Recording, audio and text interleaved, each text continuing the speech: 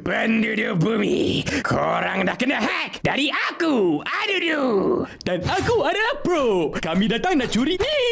Yeah, mulai hari ini, korang tak boleh tekan lagi butang like dan subscribe ni. Jatuhlah populariti Bobo Boy dan Monster Network nanti. Shh, diam Michi Bos. Cerita dah start dah.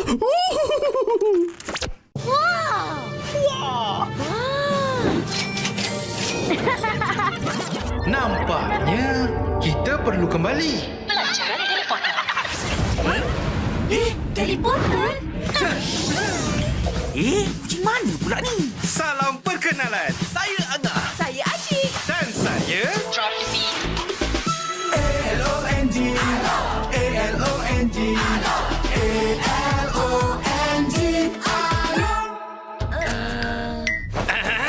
Kami dari masa depan. Kamu bertiga dalam masalah besar. Amaran perbelanjaan melebihi had. Betul tu.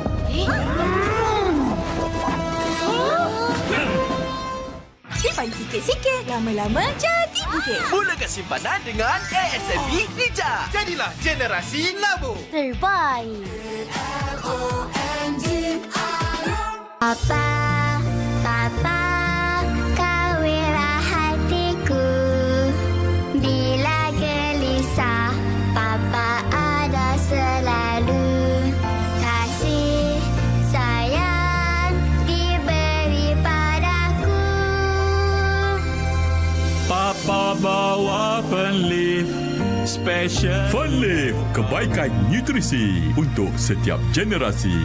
Boleh tidak menunjukkan kekuatan. Sebaliknya, boleh hanya menunjukkan kelemahan. Kekuatan sebenar adalah lindungi kawan. Sama-sama kita hentikan budaya buli.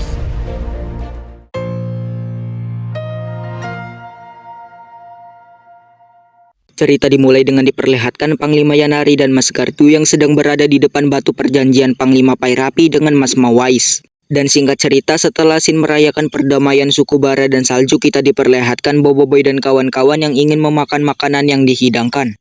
Dan singkatnya, setelah agenda makan bersama itu pun kita diperlihatkan scene Bobo Boy dan Fang yang sedang berbicara dengan Panglima Yanari dan Mas Gardu. Dan di situ Panglima Yanari dan Mas Gardu berterima kasih dengan Bobo Boy dan semuanya, karena hal itu pun membuat mereka bisa merasakan hidup yang aman.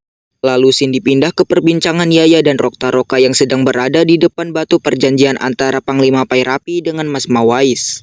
Dan di situ Fang yang berhasil menemukan tempat ruang bawah tanah yang ada batu perjanjian pun Rokta-Roka menceritakan tentang batu itu yang ingin diberitahu oleh semua puak Bara dan Salju. Tapi malangnya Panglima Pairapi dengan Mas Mawais tidak sempat memberitahu kepada puak Bara dan Salju. Tambahan lagi, karena adanya Pak Bato, puak Bara dan Salju pun terperangkap dalam peperangan selama 100 tahun. Karena jalan untuk ke ruang bawah tanah telah dia tutup supaya tidak ada orang yang tahu tentang tempat itu.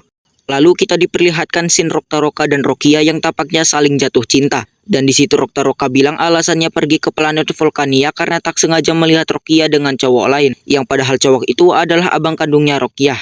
Singkat cerita, scene berpindah ke Bobo Boy dan kawan-kawan yang sedang mengamati sel kuasa yang didapat dari Pak Pato. Sebulan kemudian di planet Kurlatan, kita diperlihatkan Pak Pato yang sedang dikejar oleh Kapten Kaizo dan Feng. Scene berpindah ke planet Kuabak atau lebih tepatnya di Gua Kristal. Di situ kita diperlihatkan Tokase yang sedang mengajarkan Bobo Boy cara melatih kuasa tahap ketiganya. Yang sepertinya Bobo Boy masih belum bisa mengendalikannya karena masih memiliki trauma. Dan karena Bobo Boy terlalu cepat putus asa pun Hangkase memberinya nasihat. Singkat cerita, scene berpindah ke planet Kurlatan di kota Terawangan atau di tempat persidangan. Di situ kita diperlihatkan scene Feng yang berjumpa dengan Gopal, Yaya, dan Ying. Dan di situ bukan cuma mereka, melainkan ada Kokochi, Guru Gaharum, Raja Gusto, Maripos, dan Rokta-Roka. Dan di situ Feng memperkenalkan kawan lama dia yaitu Kirana, sang pewaris kuasa Voltra. Scene berpindah ke Kapten Kaizo yang sedang membawa Pak Pato. Tapi di situ Pak Pato yang sempat melepaskan diri sejenak pun langsung mengaktifkan salah satu robotnya. Scene kembali ke kamar persidangan. Di situ ada Kokochi, Maripos, Guru Gaharum, Rokta-Roka, dan Raja Gusto yang sedang menyimak dari perbicaraan Kirana yang mengusulkan kalau Tapops dibubarkan. Tentu saja mereka yang mendengarnya pun ikut terkejut karena Tapops adalah pelindung galaksi yang telah banyak menyelamatkan planet-planet. Tapi tiba-tiba ada seseorang yang melempar bola asap ke ruang persidangan dan tidak lama kemudian datang robot-robot yang mirip robotnya Pak Pato. Dan di situ Gopal, Yaya, Ying, dan Feng pun bergegas untuk melindungi mereka. Tapi saat mereka sedang sibuk melawan robot-robot Pak Pato, tiba-tiba Maripos terlempar karena diserang robot yang lebih kuat. Dan robot itu adalah robot Satriantar, yaitu pengguna asal kuasa Voltra. Dan sepertinya pun mereka kesulitan untuk melawan robot itu. Scene berpindah ke Papa Zola dan Kuali yang sedang berada di bawah pohon akuat yang sudah berbuah dan juga sudah jatuh. Tidak lama Bobo Boy, Tokasa, dan Ochobut pun datang dan mereka senang karena pohon akuat sudah berbuah. Tapi tidak selang lama Gopal menghubungi Bobo Boy untuk meminta pertolongan untuk melawan robot Satriantar. Tidak lama pun Bobo Boy datang dan langsung membantu mereka. Dan saat Bobo Boy sedang bertarung, dia terdesak oleh robot itu, tapi tiba-tiba Kirana datang dengan memberi Bobo Boy pedang Satriantar. Singkat cerita, Bobo Boy yang berhasil mengalahkan robot Satriantar dengan menggunakan pedang Satriantar, dan sepertinya di situ Kirana terkejut karena tahu kuasa sebenar Voltra sekuat itu. Dan setelah Bobo Boy mengalahkan robot itu, Bobo Boy berkenalan dengan Kirana, tapi tiba-tiba Kapten Kaizo datang dan menyerang Kirana untuk menghentikan niatnya. Dan benar saja di situ Bobo Boy halilintar diserap oleh pedang Voltra, yang di situ pun Kirana langsung mengambil pedang itu dan menunjukkan sifat aslinya yang semata-mata hanya untuk kuasa Voltra. Dan di situ Kirana langsung menyuruh pasukannya untuk menangkap Bobo Boy, tapi Kapten Kaizo membawa Bobo Boy dan Gopal terjun ke kota bawah. Setibanya di Pekan Bakal Guru, di situ mereka yang sedang berlindung pun diajak Kapten Kaizo untuk melakukan penyamaran. Saat dalam penyamaran mereka terkejut karena melihat wajah mereka bertiga menjadi buronan di planet Gurlatan. Tidak lama mereka pun berhenti di sebuah kawasan yang tidak boleh dimasuki. Dan tidak lama dari situ mereka didatangi oleh pengawas, tapi mereka langsung melakukan penyamaran menjadi penyapu jalanan. Di situ pun mereka yang sudah bingung hanya tahu seseorang yang bisa membantu, dan orang itu adalah Pak Pato.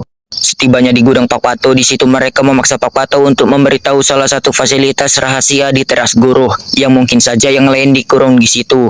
Tapi tiba-tiba ada pasukan Kirana yang menyerang gudang Pak Pato, yang itu bikin mereka harus melawannya. Tapi bukannya dihabisi oleh Bobo Boy, mereka pun diajak lari oleh Bobo Boy Duri. Dan setelah mereka berhasil melarikan diri pun mereka ingin ke teras guru, tapi tidak ada jalan lain selain lift turbo. Tapi di lift turbo ada pegawai yang menjaga. Scene berpindah ke Feng yang sedang dikurung di penjara. Dan di situ bukan hanya Feng yang dikurung, melainkan Yaya, Ying, dan Kuali. Tapi tiba-tiba Kirana datang sambil mengatakan bahwasannya mereka hanya tak sadarkan diri, dan di situ pun Feng langsung bertanya-tanya kenapa Kirana melakukan hal ini. Tapi di situ Kirana yang ingin berbincang dengan Feng karena Kirana memerlukan bantuan Feng demi keamanan planet Gurlatan dan seluruh galaksi.